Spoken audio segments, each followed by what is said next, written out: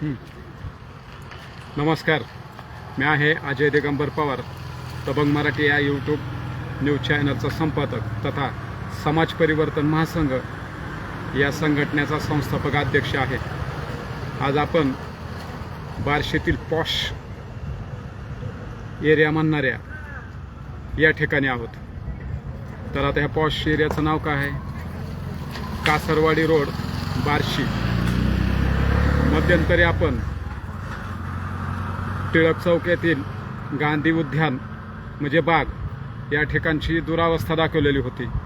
त्यानंतर संकेश्वर उद्यान या ठिकाणीही स्वच्छता नाही, त्या बागेची ठेवण सुंदरता पार करपून गेलेली आहे.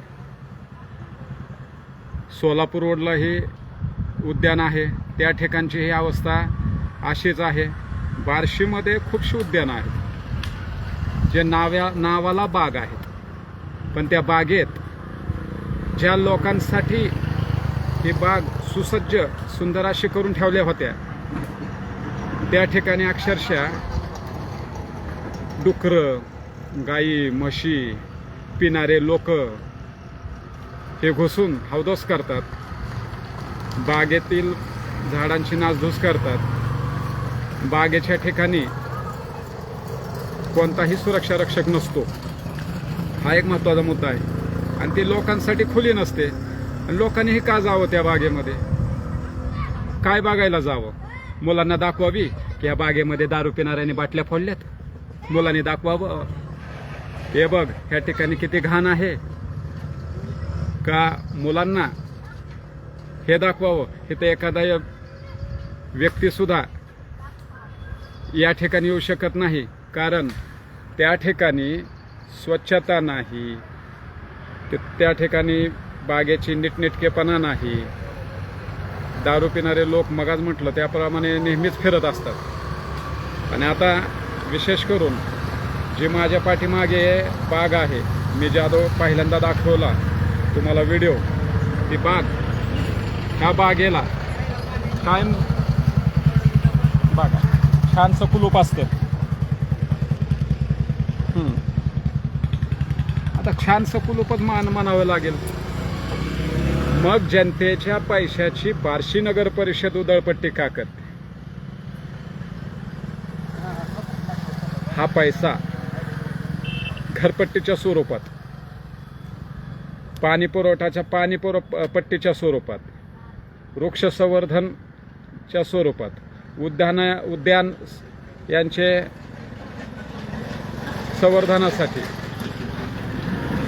आरोग्य कर, विविध कर बार्शी नगर परिषद बार्शी शहरातील नागरिकांकडून वसूल करते. शैक्षणिक कर जवळजवळ बार्शीतल्या तर नगर परिषदेच्या शाळांची दुरावस्था एवढी आहे, 5 विद्यार्थी असतात आणि जास्त शिक्षक असतात, कार्यालयीन कर्मचारी जास्त असतात. तो विषय वेगळा आहे, पण तो विषय आता असा बोलण्याचं मागचं कारण आहे की त्या विषयामागचं की ती शाळा नगर परिषदेच्या अधीन आहे आणि हे बागासुद्धा लाखो रुपये खर्च करून जनतेच्या करातून त्या बागांची निर्मिती करण्यात आली आहे. पण जनतेचा पैसा पाण्यात कसा घातला जातो? कारण त्या बाग जनतेसाठी खुल्याच नाही, आणि ज्या खुल्या आहेत त्या ठिकाणी मगच म्हटलं जनावरं हिंडतात, दारू पिणारे बेवडे हिंडतात, तिथं सुरक्षितता नाही महिलांसाठी. ह्याला तर बारमाहीच कुलूप असतं. कासरवाडी रोड या ठिकाणच्या बागेला. आता ह्या बागेचं नाव काय तर तुम्हाला मी दाखवतो, सोबत या.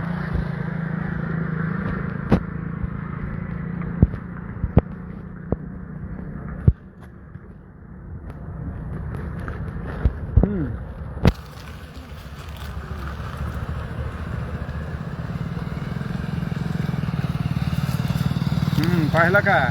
Oxygen park. अहो ह्या ऑक्सिजन पार्कमध्ये फिरायलाच माणसं नाहीत, शुद्ध ऑक्सिजन घ्यायलाच लोक येत नाही. लोकांची इच्छा असते तिथं येण्याची, पण बार्शी नगर परिषद त्या ऑक्सिजन पार्कला कुलूप लावून ठेवतो. त्याचे देखभाल नीट करत नाही, तर कशाचा ऑक्सिजन पार्क? मग ह्याला नगर परिषदेंना व्यवस्थित जबाबदारीने नियोजन करून येणाऱ्या काळामध्ये बार्शी शहरातील अस्तव्यस्त झालेल्या बागा लोकांसाठी खुल्या कराव्या. नागरिकांच्या सुरक्षतेचा तिथं पर्याय उपलब्ध करून द्यावा. तिथं गेले तर निदान फिरण्यासाठी लोक का जातात? व्यायामासाठी जातात. लेकरांना त्या ठिकाणी शुद्ध हवा मिळावी, वृद्धांना शुद्ध हवा मिळावी, ह्यासाठी जाण्यासाठी तिथं त्या पद्धतीची देखभाल असणं आवश्यक आहे. बघू, हा घटनाक्रम माझा फेसबुकच्या लाईव्हचा दुसरा आहे. इतरही बागा दाखवणार आहे. इतरही नगर परिषदेचे काम मी तुम्हाला दाखवणार आहे. जनता सुज्ञ आहे. तुम्ही विचार करायचा आहे. तुमचा हक्काचा पैसा पाण्यात घालवायचा आहे का कुठं घालवायचा आहे? येणारी नगर परिषद येत आहे. मला राजकारणाविषयी बोलायचं नाही. मतदान अवश्य करा.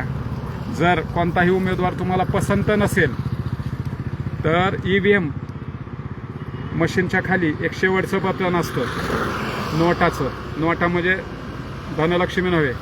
नोटा म्हणजे वरीलपैकी कोणताही उमेदवार पसंत नाही. मतदान करायला जरूर जा. पण पसंत नसेल तर अशा पद्धतीचा पर्याय तुम्ही निवडावा. सुज्ञ नागरिक आहात. या ठिकाणी चांगला निर्णय तुम्ही घ्याल या अपेक्षा. एवढंच मत व्यक्त करतो. पुन्हा नेक्स्ट व्हिडिओला आपण लाईव्ह येऊ. जय महाराष्ट्र.